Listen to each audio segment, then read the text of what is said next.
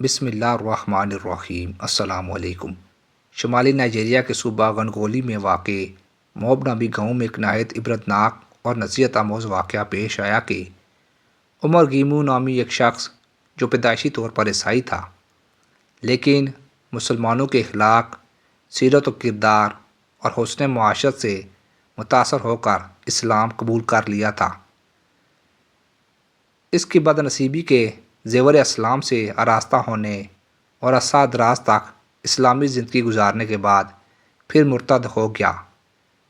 اسلام دشمنی، مسلمانوں کے خلاف مہم جوئی اور پروپیگنڈے، قرآن کی تکذیب، اس کی بے ادبی، زبان درازی اور طعن و تشنیع اس کا نصب العین اور زندگی کا اہم مشغلہ بن گیا۔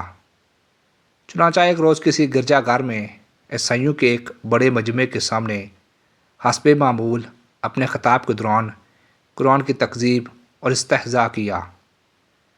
اس پر نکتہ چینیاں اور اعتراضات کیے اور اسلام دشمنی کے جذبات سے سرشار ہو کر کہا کہ اگر قرآن اللہ کی نازل کردہ آخری کتاب اور اسلام ایک سچا مذہب ہے تو وہ اس کتاب کے نازل کرنے والے خدا سے التجا کرتا ہے کہ آج اسے زندہ اور صحیح سلامت گھر واپس نہ ہونے دے۔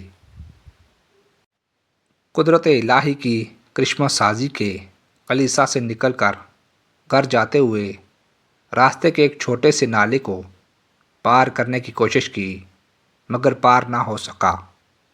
نالے میں گر کر مر گیا۔ رفقائے سفر کو اس کی موت پر یقین نہ آیا اور اسے متعدد اسپتالوں میں لے گئے لیکن وہ مر چکا تھا۔ اس عبرتناک موت سے متاثر ہو کر صوبے کے 4 گاؤں مسلمان ہو گئے۔ دوسرے روز وہ آدمی بھی ہلاک ہو گیا جو اس کی جان بچانے کی کوشش کر رہا تھا۔ قرآن کا اعلان بالکل سچ اور برحق ہے۔ وہ دھوکہ دیتے ہیں اللہ تعالیٰ کو اور ایمان والوں کو، لیکن دراصل وہ دھوکہ دیتے ہیں اپنے آپ کو مگر سمجھتے نہیں۔